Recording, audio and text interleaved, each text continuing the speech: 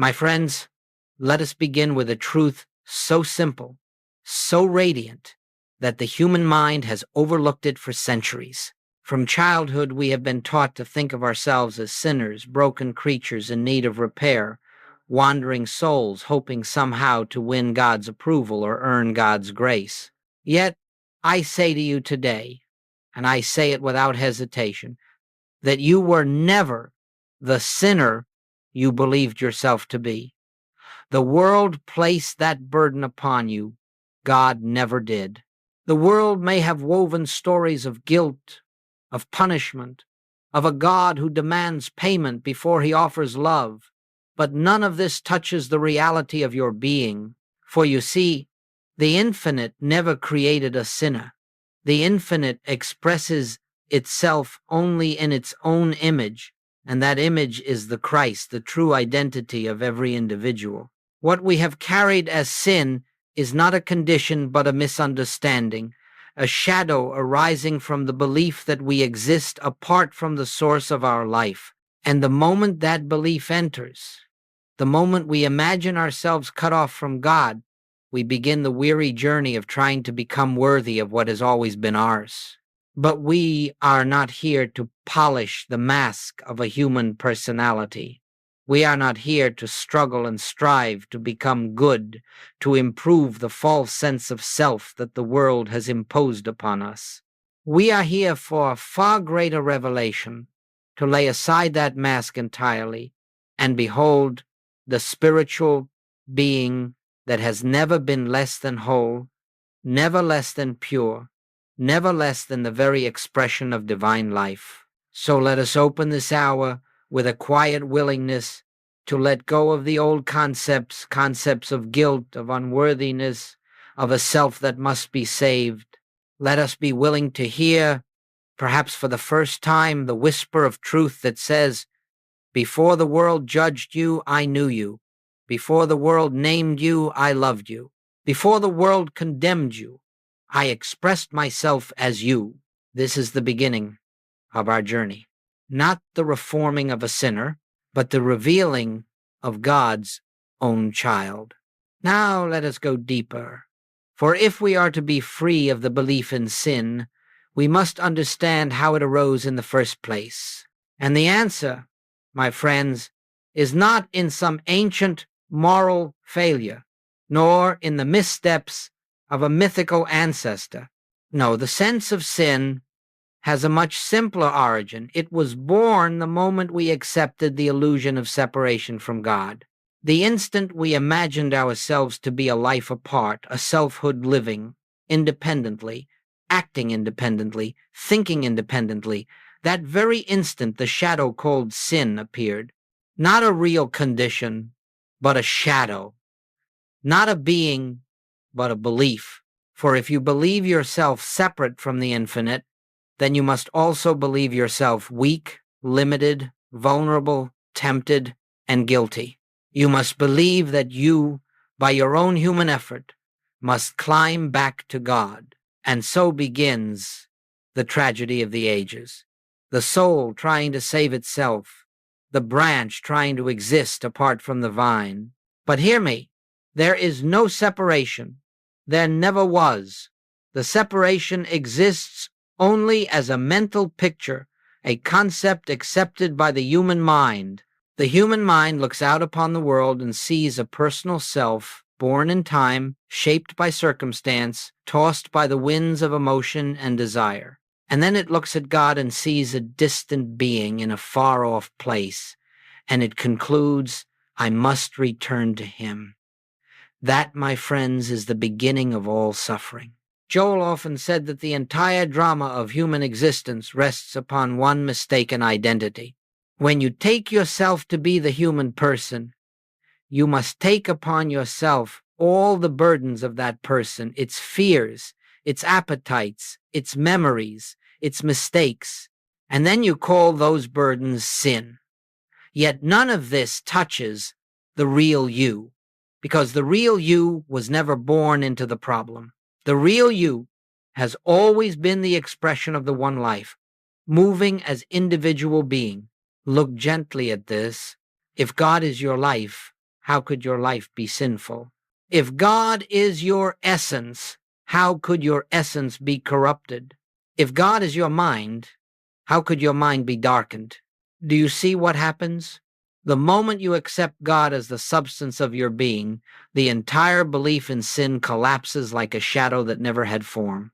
This is why, throughout the ages, the great mystics have whispered, "Awake thou that sleepest." They are not telling a sinner to repent. They are telling the sleeping Christ to remember itself. They are speaking to the divine identity hidden beneath the world's labels, urging it to rise, to recognize its own nature, to throw off the garments of dust and step into the radiance that has always been its birthright.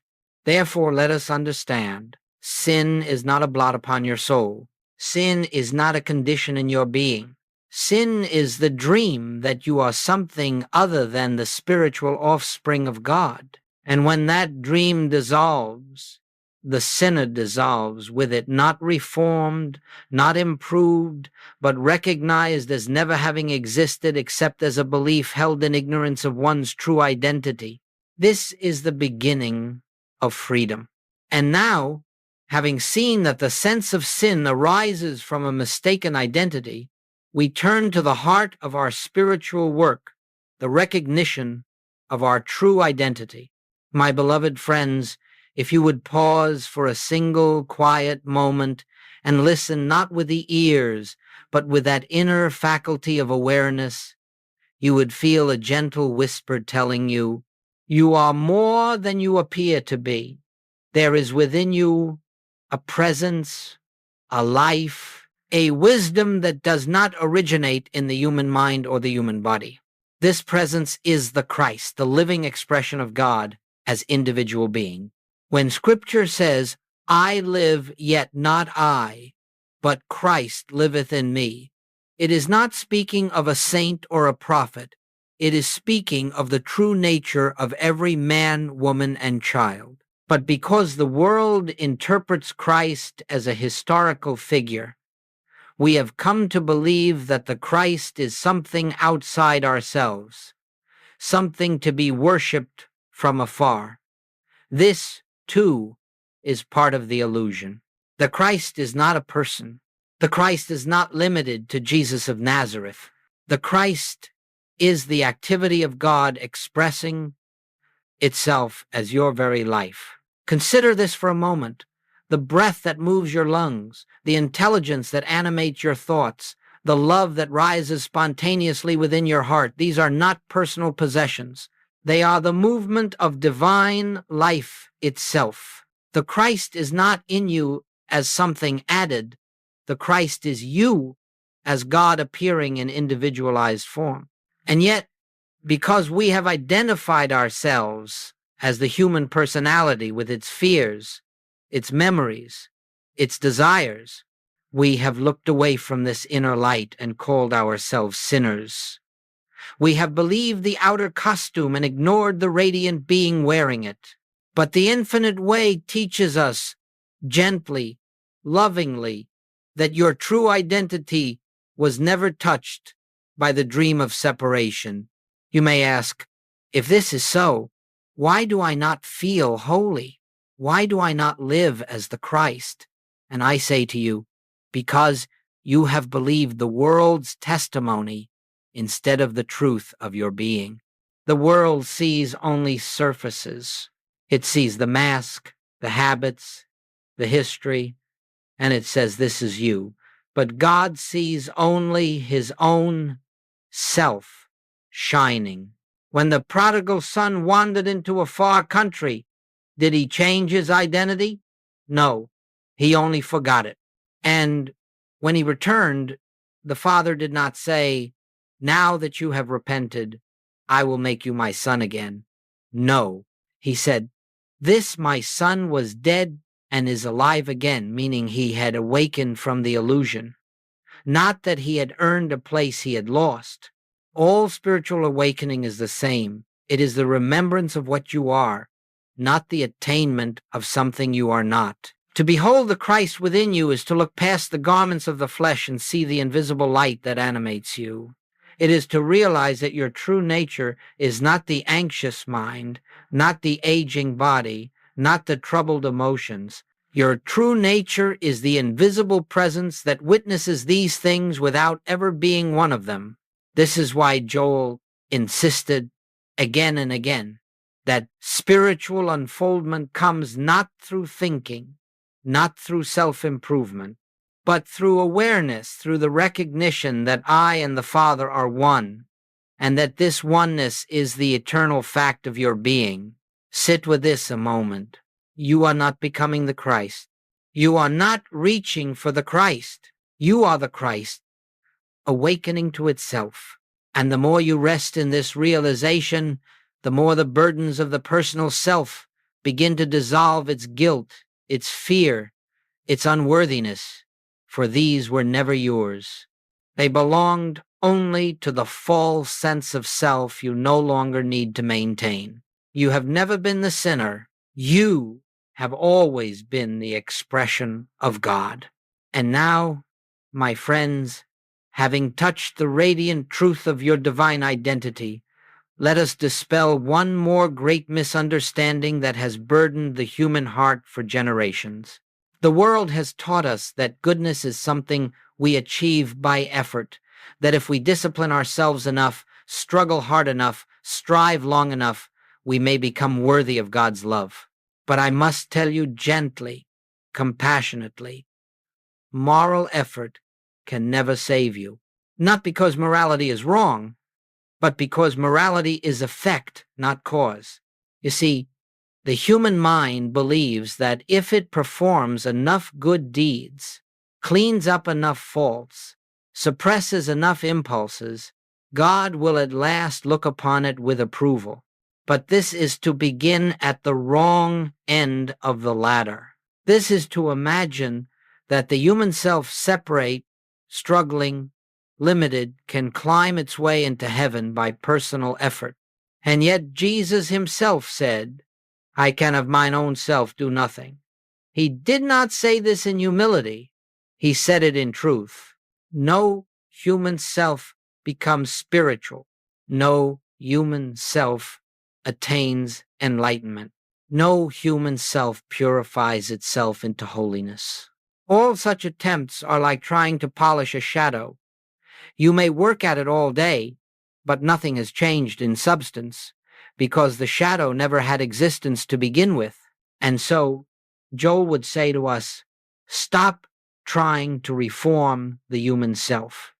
For every attempt to make the human self good only strengthens the belief that there is a human self apart from God.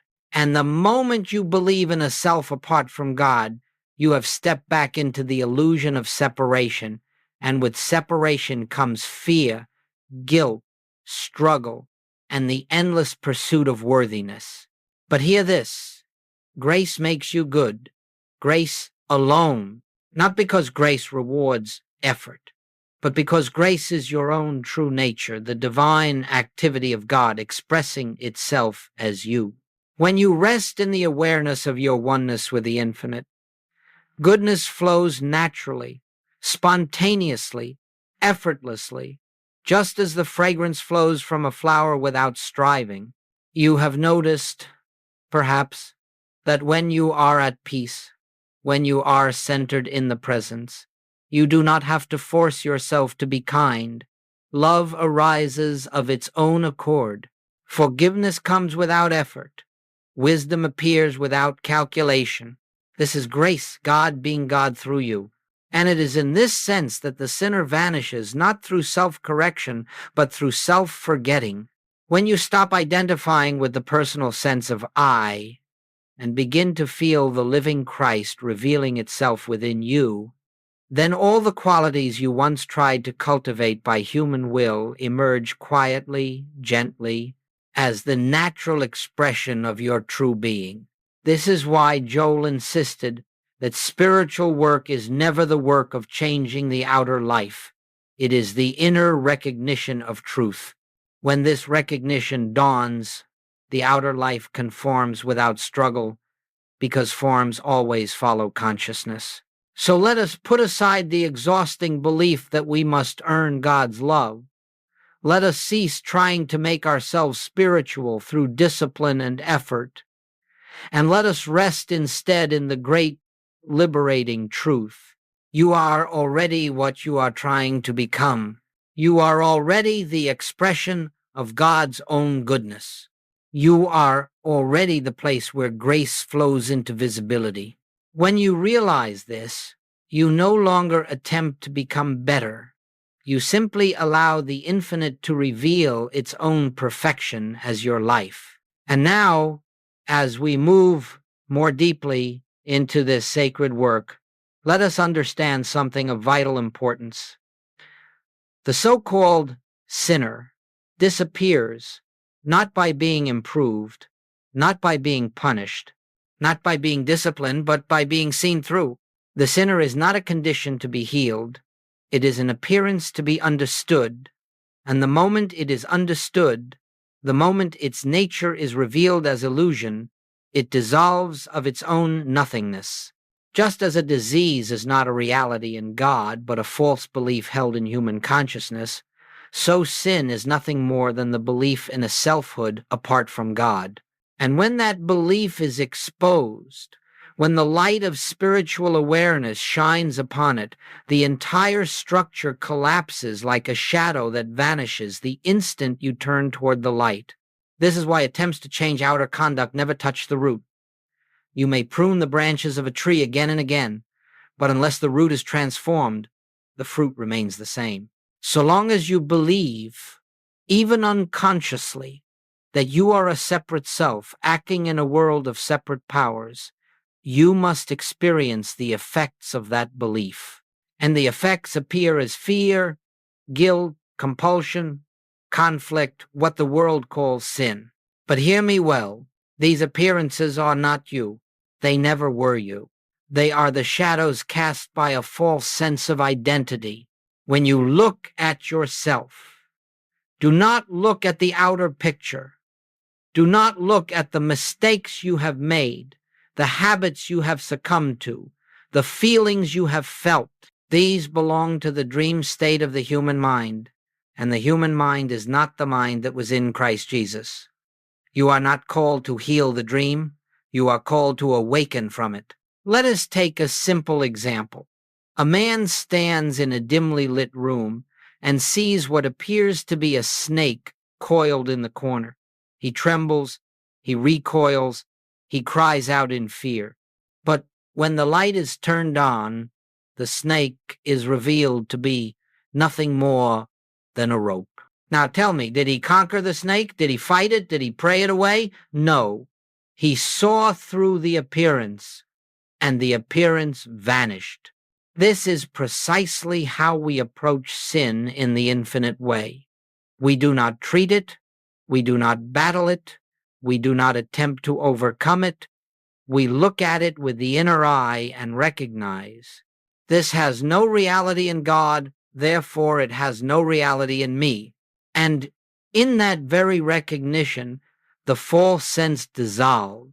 Joel would remind us often that the greatest healing is the healing of identity. The moment you see yourself as the spiritual idea of God, the belief in sin can no longer attach itself to you. It has no ground on which to stand. You cannot be tempted by what you see to be unreal. You cannot be bound by what you recognize as a dream image. And you cannot condemn yourself for what never touched your true being. This is true forgiveness, not an act of personal will, but the clear spiritual perception that nothing real has been harmed, nothing divine has been stained. When Jesus said to the adulterous woman, "Neither do I condemn thee," he was not excusing sin, he was seeing through it. He was beholding the Christ where the world saw a sinner. So let us practice this vision now. Whenever a memory, a mistake, a feeling of unworthiness rises before you, pause for a moment, become still, and gently say within yourself, "This is not I. This is the shadow of a false belief. I remain the pure expression of God." Do not wrestle with the appearance. Do not try to change it. Simply turn toward the light of truth and you will find that the darkness cannot remain. My friends, this is the dissolution of the sinner concept, not the reformation of the human self, but the revelation of the divine self that has never, for a single instant, departed from its source. And now, having seen through the appearance of the sinner and having recognized the Christ as the true identity of your being, we come to something wonderfully practical. For you may ask, if this is so, if I am truly God's own expression, should not my outer life reflect this? And the answer is yes, but not through effort, not through will, not through attempting to mold the outer picture to match the inner truth. No, the outer life is transformed as a consequence of consciousness, never as the result of manipulation. You see, once you begin to live as God's child, not as a frail human seeking divine favor, but as the very presence of God individualized, something quiet and miraculous begins to happen. Problems lose their sting. Fears lose their authority. The circumstances that once threatened to overwhelm you begin to reveal themselves as nothing more than shifting shadows on the screen of appearance. For the Christ within you is the light, and when the light touches the world, the shadows naturally recede. Joel would often say, do not try to improve the effect.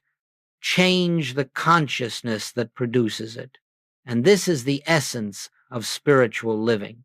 When you abide in the awareness that your life is God's life, your supply is God's supply, your mind is God's mind, then the outer expressions begin to harmonize.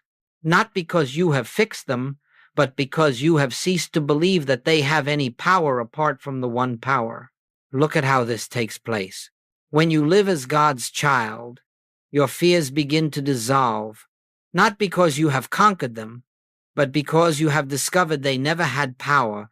They were the product of a belief in two powers, good and evil, spirit and matter, God and something other than God.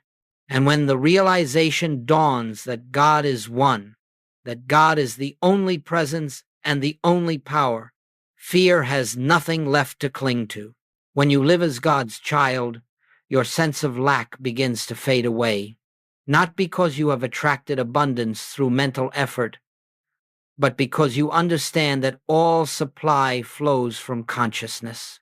You cease looking to the world as your source. You stop depending on people, conditions, events, and begin to rest in the truth that the infinite expresses itself through you as all that is necessary for your fulfillment. When you live as God's child, your relationships begin to heal, not because you have mastered techniques of communication or persuasion, but because you are no longer meeting people as separate individuals with separate minds and separate wills. You meet them as the same Christ that lives as you. You behold the divine identity in them, and that recognition becomes the healing influence. For in the presence of truth, conflict has no life. And when you live as God's child, even the body responds not because you have attempted to improve it, but because you no longer identify with it as yourself. The body becomes an instrument, an expression, a temple through which the divine life moves.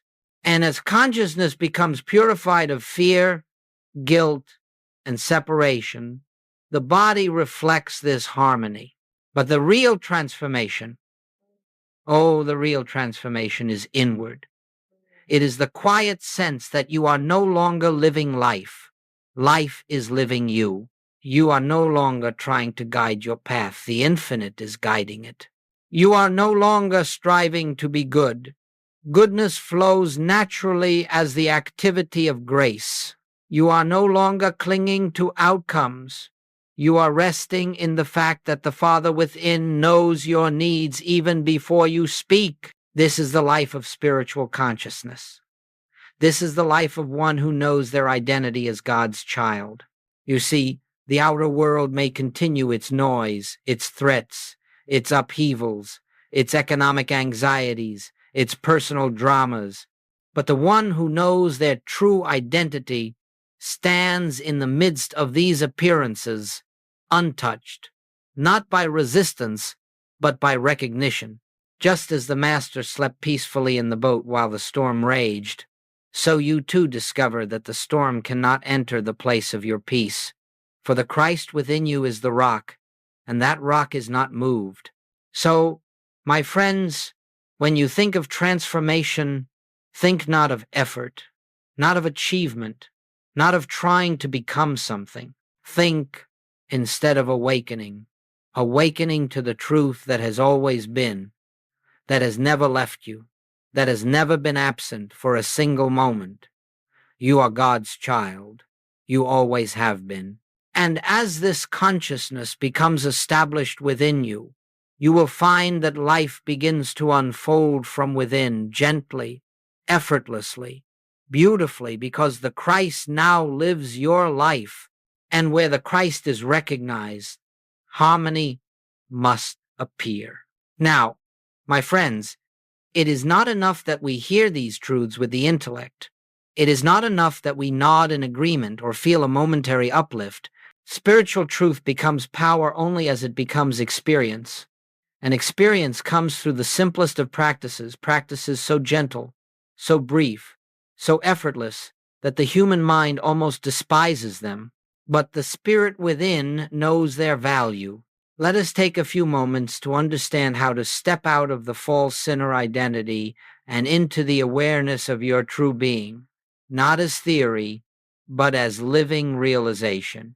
Several times each day, perhaps many times, if you are willing, pause for just a moment. You do not need a quiet room. You do not need a long meditation. You do not even need to close your eyes, though you may if it helps. All you need is a moment of inner turning, and in that moment, in the privacy of your own consciousness, gently acknowledge, I am not a sinner seeking God. I am God, expressing as individual being. Do not try to believe it. Do not try to feel spiritual. Do not attempt to stir emotion or produce holiness. Simply acknowledge, for the truth does not become true when you believe it. It is already true. Your acknowledgement is not an effort to make it so. It is merely the opening of the curtain so that the light may shine through. After this simple recognition, let there be a few seconds, just a few of quiet inner receptivity, and in the stillness of those few seconds, something begins to happen. You may not feel it immediately, and that is perfectly all right. But the consciousness that once held the belief in separation begins to soften. The old identity begins to lose its grip. The sinner mask begins to fall away. Then, if it arises naturally, you may add one more gentle whisper of truth. Father, thou art here. Thy life is my life. Let that be enough. Not a prayer for protection, not a request for forgiveness, not a plea for improvement, just a recognition of what already is. Then here is the key. Return to your activity as though nothing special has happened. The human mind will want to turn this into a performance, a technique, an achievement. Do not allow it. Let the work be done silently, secretly, without strain. You are not trying to purify yourself. You are not trying to become holy. You are remembering who you are. And as this remembrance is touched again and again throughout the day, something begins to shift. The sense of me, the old identity of weakness, guilt, and separation, loosens its hold. A new center of being emerges, not a new self, but the eternal self finally allowed to be seen. Then, one day, when a feeling of unworthiness tries to arise, you will notice there is a space between you and that feeling. You will see it as a visitor, an echo of the old life, but not as your identity. And in that moment, without effort, you will simply turn inward and feel, this is not I, and it will vanish. When a memory of past wrongdoing appears, and you will no longer sink under its weight. Instead, you will look upon it with compassion and say, This belonged to a dream self that never existed in God, and the sting will be gone. When a temptation appears, when a shadow thought says, "You are guilty, unworthy, fallen," you will have the quiet courage to answer, "I stand as the child of God, untouched by the illusions of the world," and the temptation will dissolve. This, my friends, is how the sinner identity falls away, not by force, not by repression, not by effort, but by the simple, steady recognition of the truth of your being. If you will practice this brief inner turning 30 seconds, perhaps less, many times a day, you will find that the past breaks off from you like a shell that no longer fits. You will feel the lightness of one who no longer carries a burden that never belonged to them. And slowly, gently, wonderfully, the Christ of your own being will begin to shine through your affairs, through your relationships, through your very presence. For the practice is simple, but the transformation is profound. Now, my friends, having learned how to step out of the false sense of a sinner and into the awareness of your true identity, let us understand something that is both humbling and magnificent. Your spiritual realization is never for you alone. There is no such thing as private illumination, for when one individual awakens to truth, the entire fabric of human consciousness is lifted. This is the mystery of oneness. Just as a single lamp brightens every corner of a room, so the light that dawns in your consciousness touches the lives of those around you. You may never speak a word of truth to them. You may never mention God or Christ or the infinite way, yet your very presence becomes a benediction, a quiet healing influence that moves silently, invisibly, yet unmistakably into the minds and hearts of others. Joel often said, "You are not a person radiating light. You are the transparency through which the light of God shines." And it is this transparency, this surrender of the personal self that becomes the instrument of blessing to the world.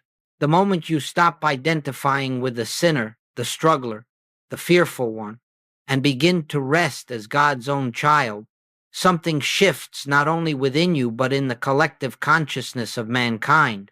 You see, the world believes in separation, in guilt, in condemnation, in fear.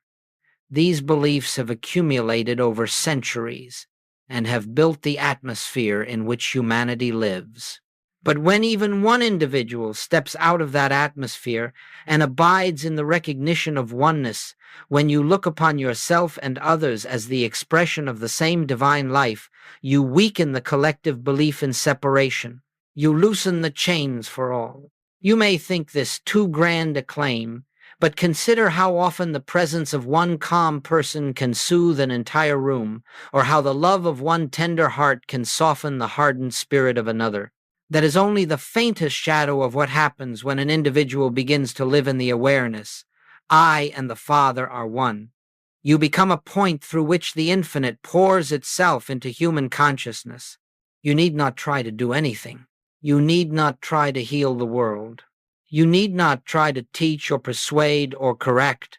Your only responsibility is to dwell in the truth of your being, and the truth will do the work. When you walk into a home where there is tension, the atmosphere will begin to change, not because you have spoken, but because the peace within you is a living presence. When you meet someone burdened by guilt, they will feel an inexplicable sense of release, not because you absolved them, but because your consciousness no longer believes in the sinner. When you encounter anger, it will soften in your presence, not because you resisted it, but because the Christ in you beholds the Christ in the other. This is the meaning of the scriptural promise. A little leaven leavens the whole lump. One awakened consciousness becomes the leaven that raises the collective loaf of humanity. You may never know the extent of your influence. You may never witness the fruits of your realization. But the moment you cease to condemn yourself, you help release the world from condemnation. The moment you step out of fear, you weaken the world's belief in fear. The moment you rest as the child of God, you make it easier for all to remember their own divine lineage. Do you see how profound this is? You thought your spiritual journey was a personal path. You thought you were seeking peace for your own life. But you have been called quietly, tenderly into a work far greater than you imagined. You have been called to be a point of light in a world troubled by darkness, not by striving to fix the world, but by allowing God to be God through you. This is why your realization matters. This is why you cannot dismiss yourself as insignificant. This is why you cannot say, "Who am I to awaken?" For the answer is simple and eternal. You are the one through whom God has chosen to shine today. And as you live in this awareness, the world is lifted, not by your effort, but by your being. And now, my friends, as we draw this hour to its quiet close, let us gather together the threads of what we have seen, not as a summary for the mind, but as a gentle resting place for the heart. We have walked through the illusion of separation. We have looked upon the shadow called sin, and we have seen it dissolve in the light of truth. We have touched, however lightly, the radiant realization that your true identity is not the troubled, striving, fearful self the world trained you to believe in.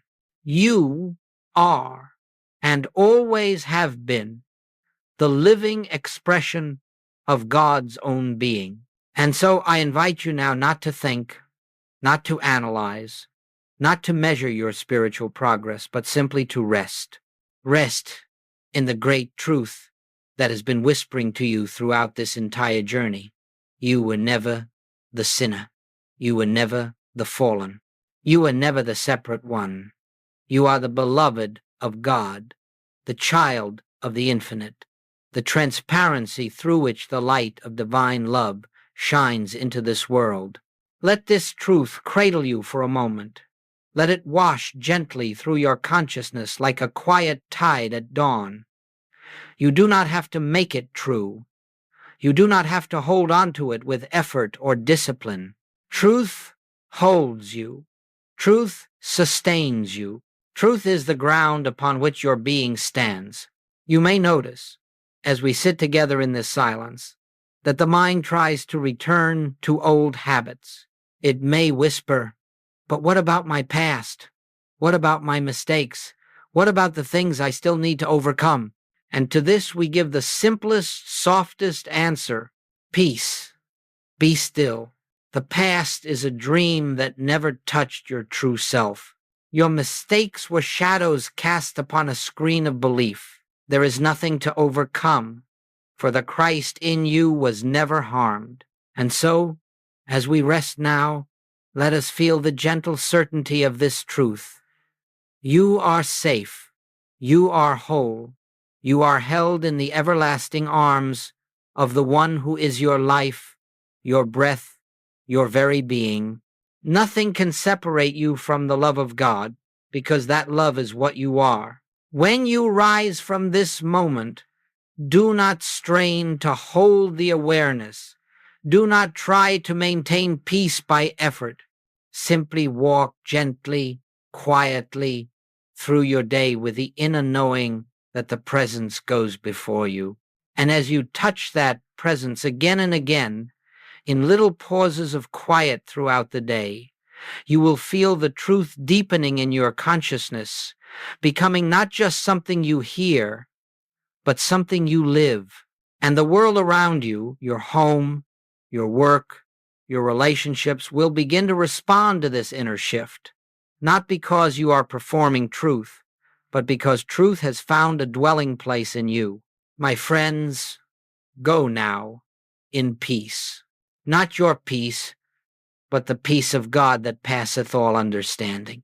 Let that peace keep your heart and mind. Let that peace guide your steps. Let that peace reveal to you, day by day, the wonder of what you truly are, for you were never lost. You were never separate. You were never less than the divine expression of infinite love. Rest in this. Live in this. Be this.